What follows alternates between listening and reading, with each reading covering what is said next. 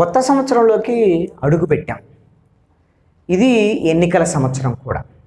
ఈ ఎన్నికల సంవత్సరం వచ్చే ఈ 3-4 నెలల్లో ప్రధానమైనటువంటి రాజకీయ పార్టీలు ఈ రోజున ఎన్నికలకు సర్వసన్నద్ధం అవుతున్నటువంటి పరిస్థితి ఉంది.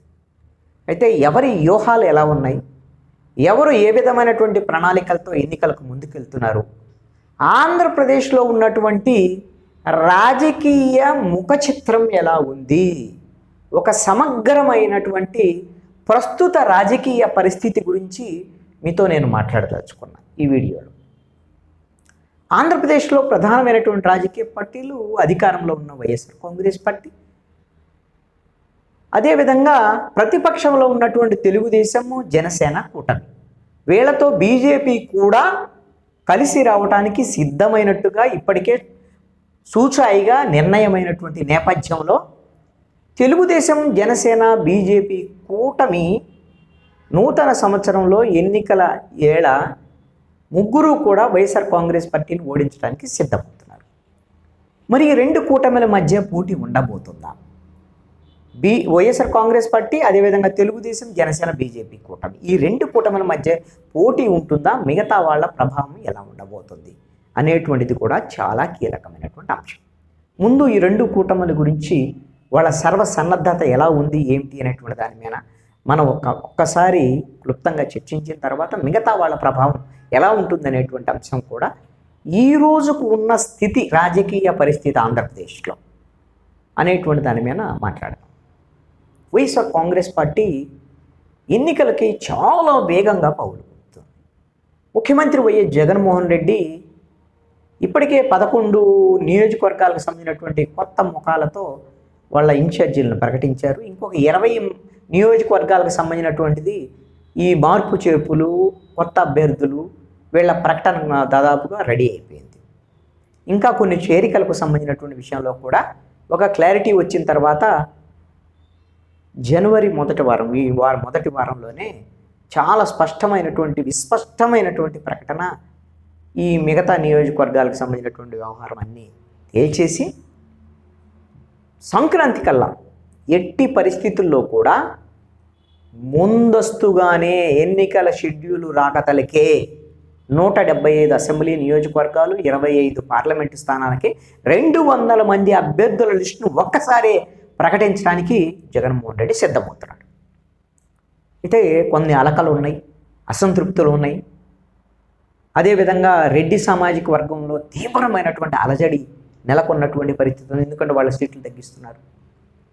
ఈ నేపథ్యంలో మరి కొంతమంది తెలుగుదేశం, జనసేనలో చేరికలు జరుగుతున్నటువంటి పరిస్థితి, ఆ చేరికలు ఎంత మేరకు ఉంటాయి ఏమిటి అనే ఒక ఆందోళన వైఎస్ఆర్ కాంగ్రెస్ పార్టీలో ఉంది. అయితే వైఎస్ఆర్ కాంగ్రెస్ పార్టీ ఈ విధమైనటువంటి మార్పు చేర్పులు ఈ కేవలము 20-30 నియోజకవర్గాలకు మాత్రమే కాదు, ఇంకా చాలా ఉంటాయి అనేటువంటిది స్పష్టంగా చెప్పారు. కనీసంగా 50 కొత్త ముఖాలను తీసుకురాబోతున్నారు. ఒక 20కి పైగా సీట్లలో ఒక చోట నుంచి ఇంకొక చోటకి వాళ్ళ అభ్యర్థుల్ని, ఎమ్మెల్యేలని, ఎంపీలని ఎమ్మెల్యేలుగా, ఎమ్మెల్యేలని ఎంపీలుగా మార్చేటువంటి ప్రయత్నం చేస్తున్నారు. అంటే 70కి పైగా స్థానాల్లో మార్పు చేర్పులతో రంగం సిద్ధం చేసుకొని సగానికి పైగా 50% అబోవ్ ఈ మార్పు చేర్పులతో కొత్త రక్తంతో జగన్మోహన్ రెడ్డి తన పార్టీని రంగంలోకి దించబోతున్నారు. మరి ఈ విధంగా మార్పు చేర్పులు అనేటువంటి జగన్మోహన్ రెడ్డికి ఎన్నికల్లో లాభిస్తాయా, లేకపోతే ప్రతికూలమైనటువంటి పరిస్థితులు చూపిస్తాయనేది చూడండి. అయితే తెలంగాణలో సిట్టింగ్ అభ్యర్థులకు ఇవ్వటం వల్ల బీఆర్ఎస్ ఓడిపోయింది. అందుకని ఇప్పుడు ఎవరి మీద అయితే వ్యతిరేకత ఉందో ఎమ్మెల్యేల మీద, వాళ్ళని మారిస్తే కొత్త ముఖాలతో వెళ్తే కొంత వ్యతిరేకత తగ్గొచ్చు ప్రభుత్వం మీద అనేటువంటి దాని మీద జగన్మోహన్ రెడ్డి నిర్ణయం తీసుకున్నారు. దీని ఫలితం ఏంటనేది ఎన్నికల తర్వాతే తేలాలి. ఒకటే మాత్రం నిజం, వైఎస్ఆర్ కాంగ్రెస్ పార్టీ ఎన్నికలకు సర్వసన్నద్ధమై అన్ని పార్టీల కన్నా ముందుగా తన ప్రణాళికల్ని రూపొందించుకుంటుంది. అభ్యర్థుల ప్రకటన అయిన వెంటనే జగన్మోహన్ రెడ్డి ఎన్నికల సభలకి శ్రీకారం చుట్టేటువంటి విధంగా ప్రయత్నం మొదలు పెడుతున్నారు. అంటే అందరికన్నా ముందు రన్నింగ్ రేస్లో తన పరుగుని ప్రారంభించేటువంటి ప్రయత్నం వైఎస్ఆర్ కాంగ్రెస్ పార్టీ చేస్తుంది. ఇక తెలుగుదేశం, జనసేన, బీజేపీ కూటమి. తెలుగుదేశం, జనసేన పొత్తులో ఉన్నాయి. ఈ రెండు పొత్తులకు సంబంధించినటువంటి విషయంలో ఇప్పటి వరకు కూడా పొత్తు ఖరారైంది, సీట్లు కూడా ఖరారైనవి.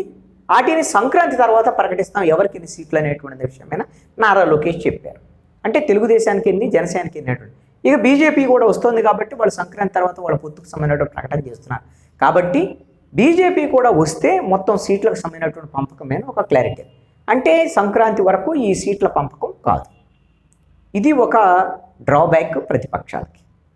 ఇక సీట్ల వాళ్ళు పొత్తు ముందు ఖరారు కావాలి, ఏది బీజేపీ కూడా క్లారిటీ వచ్చింది, తర్వాత సీట్లకు సంబంధించినటువంటి ఖరారు కావాలి. ఇదంతా కూడా జనవరి నెలాఖరు వరకు పెట్టేదానికి అవకాశం ఉంటుంది. ఇది కొంత ప్రతికూలమైనటువంటి పరిస్థితి ప్రతిపక్ష పార్టీలకి, కూటమికి. అయితే ప్రశాంత్ కిషోర్ వ్యూహకర్తగా వచ్చిన తర్వాత జనసేన అదేవిధంగా తెలుగుదేశం కూటమికి సంబంధించినటువంటి కొంత వేగం పెంచేటువంటి ప్రయత్నం చేస్తున్నారు. 25 పార్లమెంటు నియోజకవర్గాల పరిధిలో 25 బహిరంగ సభలు వీళ్ళిద్దరూ కలిసి, అదేవిధంగా ముందు మేనిఫెస్టోకి సంబంధించినటువంటి ప్రకటన, సూపర్ 6 తెలుగుదేశం ఒక 6 అంశాలు, జనసేనకు సంబంధించినటువంటి 5 అంశాలు, ఇవన్నిటిని కలిపి 11 అంశాలతో ఇంకా 1-2 అంశాలు చేర్చుకొని 3 రీజియన్స్లో 3 బహిరంగ సభలు, తిరుపతి, అమరావతి, ఉత్తరాంధ్రలో 3 బహిరంగ సభలు నిర్వహించడం ద్వారాగా, మొన్న విశాఖపట్నంలో చేశారు కాబట్టి గోదావరి జిల్లాల్లో బహిరంగ సభ పెడితే పెట్టచ్చు. ఆ విధంగా మళ్ళీ చంద్రబాబు నాయుడు, పవన్ కళ్యాణ్, నారా లోకేష్ ముగ్గురు కలిసి ఒకే వేదిక మీద నుంచి రానున్నటువంటి ప్రభుత్వం సంక్షేమము, అదేవిధంగా అభివృద్ధి, అప్పులు లేనటువంటి ఆంధ్రప్రదేశ్, ప్రజల మీద భారాలు మోపనటువంటి మా పాలన ఉండబోతుంది అనేటువంటి విషయాన్ని, సంకేతాన్ని ఈ సభల ద్వారాగా మొదట ప్రకటించి, ఆ తర్వాత ఈ 25 పార్లమెంట్ నియోజకవర్గాల పరిధిలో మరి తెలుగుదేశం విడిగా చేస్తుందా, లేకపోతే ముగ్గురు కలిసి, అంటే ముగ్గురు మీన్స్ అంటే తెలుగుదేశం జనసేన నాయకులు చంద్రబాబు, పవన్ కళ్యాణ్, నారా లోకేష్ ముగ్గురు కలిసి చేస్తారనేటువంటి వారాహి విజయాత్ర ఇంకొక వైపున జరిగేదానికి అవకాశం ఉండొచ్చు. ఈ విధంగా ఎప్పుడైతే ప్రజల మధ్యలోకి ఈ సభలు, సమావేశాలు, ప్రజలందరితో మమేకమయ్యేటువంటి పరిస్థితి ఎప్పుడైతే తెలుగుదేశం, జనసేన, బీజేపీ కూటమి వస్తుందో ప్రజలకి, అప్పటి నుంచి నిజంగా ఎన్నికల ప్రక్రియను ప్రారంభించినట్టు. అప్పటి వరకు వీళ్ళు ఇంకా కసరత్తులు, బ్యాక్గ్రౌండ్ సంబంధించినటువంటి అంశాలు, వీటి మీదనే ఈ సమాలోచనలకే పరిమితం అవుతున్నట్టుగా మనం భావించాల్సి ఉంటుంది. ఇది కొంత వైఎస్ఆర్ కాంగ్రెస్ పార్టీ ముందుకు దూసుకువెళ్తోంది. తెలుగుదేశం, జనసేన, బీజేపీ కూటమిలు ఈ పొత్తుల వ్యవహారంలో కొంచెం వెనకబడినట్టు. అయితే ఎంత ఆలస్యంగా వచ్చినా సరే ప్రభుత్వం మీద ఉండేటువంటి వ్యతిరేకత ఖచ్చితంగా మమ్మల్ని గెలిపిస్తుందనేటువంటి ధీమా ఈ రోజున తెలుగుదేశం, జనసేన, బీజేపీ కూటమిలో ఉంటే, మేము ప్రజలకు ఇచ్చినటువంటి సంక్షేమ పథకాలు, నవరత్నాలు మమ్మల్ని గెలిపిస్తాయి అనేటువంటి ధీమాలో వైఎస్ఆర్ కాంగ్రెస్ పార్టీ ఉంది. ఇక మిగతా చిన్న పార్టీలకు సంబంధించినటువంటి కాంగ్రెస్ పార్టీ గురించి ఈ మధ్యకాలంలో బాగా చర్చ జరుగుతుంది. షర్మిల ఆంధ్రప్రదేశ్కి వస్తారని, కాంగ్రెస్ పార్టీలో చేరతారని, ఆవిడ పగ్గాలు చేపడితే ఆవిడ నాయకత్వంలో నేను పనిచేస్తానని ఆళ్ల రామకృష్ణారెడ్డి మాట్లాడినటువంటి మాటలు విన్నాము. అంటే ఒక రకంగా చెప్పాలంటే షర్మిల ఆంధ్రప్రదేశ్కి వస్తున్నారంటే జగన్మోహన్ రెడ్డి ఆదేశాల మేరకే ఆళ్ల రామకృష్ణారెడ్డి, బాలినేని శ్రీనివాసరెడ్డి ఇలాంటి వాళ్ళందరూ వైఎస్ఆర్ కాంగ్రెస్ పార్టీలో ఇమడలేనటువంటి వాళ్ళు, తెలుగుదేశంకి వెళ్ళలేనటువంటి వాళ్ళు, తెలుగుదేశం, జనసేనకి వెళ్లకుండా కాంగ్రెస్ పార్టీకి వెళితే దాని ద్వారాగా ప్రభుత్వానికి వ్యతిరేకంగా ఉండేటువంటి ఓటు తెలుగుదేశం, జనసేన కూటమికి వెళ్లకుండా కాంగ్రెస్ వైపు మళ్లించేటువంటి ప్రయత్నం జగన్మోహన్ రెడ్డి చేస్తున్నాడు అనేటువంటిది ఒక ఆలోచన. ఈ విధంగా కాంగ్రెస్ ఓటింగ్ కొంత వీళ్ళందరూ చేరితే, ఎవరు వైఎస్ఆర్ కాంగ్రెస్ పార్టీ అసంతృప్తివాదులు, మాజీ ఎమ్మెల్యేలు, ఎమ్మెల్యే సీట్లు రాని వాళ్ళు, ఎంపీ సీట్లు రాని వాళ్ళు కింద చేరితే కాంగ్రెస్ బలం అయితే కొంత పుంజుకునేదానికి అవకాశం లేదు. వాళ్ళు ఏం గెలుపుకి అవకాశం లేదు. వాళ్ళు వైనాట్ ఏపీ అని ఇప్పుడు అంటున్నారు. కర్ణాటక, తెలంగాణ గెలిచిన తర్వాత వైనాట్ ఏపీ అంటే 24లో తమ యొక్క బలాన్ని పుంజుకొని 29లో మేము పూర్తిగా ఇక్కడ అధికారంలోకి రావాలనేది వాళ్ళ ప్రయత్నం. అయితే ఇప్పుడు ఉన్నటువంటి 2%, 2.5% ఓట్లో కాంగ్రెస్ పార్టీ రేపు షర్మిల మిగతా వాళ్ళందరూ చేరితే ఒకవేళ వస్తే ఒక 5-6%కి వస్తారు, పెరుగుతారు అనేటువంటిది చర్చ ఉంది. ఆ 5-6% ఓట్లు ఎవరి అనేటువంటిది కూడా చర్చ ఖచ్చితంగా ఉంది. అది వైఎస్ఆర్ కాంగ్రెస్ పార్టీకి నష్టం కలిగిస్తుందా, లేదంటే ప్రభుత్వ వ్యతిరేక తెలుగుదేశం, జనసేనకు నష్టం చేకూరుస్తానేటువంటి చూడాలి. నేను ప్రత్యేకంగా షర్మిల ఇక్కడికి వచ్చి కాంగ్రెస్ పార్టీ బలం పుంజుకుంటే ఎవరికి నష్టం, ఏ పార్టీకి లాభ నష్టాల మీద ఒక ప్రత్యేకమైనటువంటి వీడియో చేశారు. ఆ వీడియోని మీరు ఒకసారి ఈ అంశం మీద చూడొచ్చు. ఇక కమ్యూనిస్టు పార్టీల పరిస్థితి, సిపిఎం, సిపిఐ అయితే తెలుగుదేశము బీజేపీతో జనసేనతో పొత్తు పెట్టుకున్న బీజేపీ ఉన్నా సరే ఒక 2 సీట్లలో తెలుగుదేశం పార్టీతో బీజేపీతో సంబంధం లేకుండా అవగాహన కుదుర్చుకునేటువంటి ఆలోచనతో సిపిఐ ఉన్నట్టుగా ఒక సమాచారం ఉంది. కాబట్టి సిపిఐ మరి ఆ విధమైన అవగాహనతో వెళ్ళి 2 సీట్లలో పోటీ చేసేదానికి తెలుగుదేశం అవకాశం ఇస్తుందా లేదా అనేటువంటి ఫైనల్గా తేలాల్సినటువంటి అంశం. ఇక సిపిఎం మాత్రం ఎట్టి పరిస్థితుల్లో కూడా మరి ఇండియా కూటమిలో ఉన్నారు కాబట్టి కాంగ్రెస్తో కలిసి పొత్తులోకి వెళతారా, ఏమన్నా కలిసి పోటీ చేస్తారా, లేదు అంటే విడిగా సిపిఎం పోటీ చేస్తుందా అనేటువంటిది చూడాల్సినటువంటి పరిస్థితి ఉంది. ఇంకా చిన్న చిన్న పార్టీలు చాలా ఉన్నాయి ఆంధ్రప్రదేశ్లో.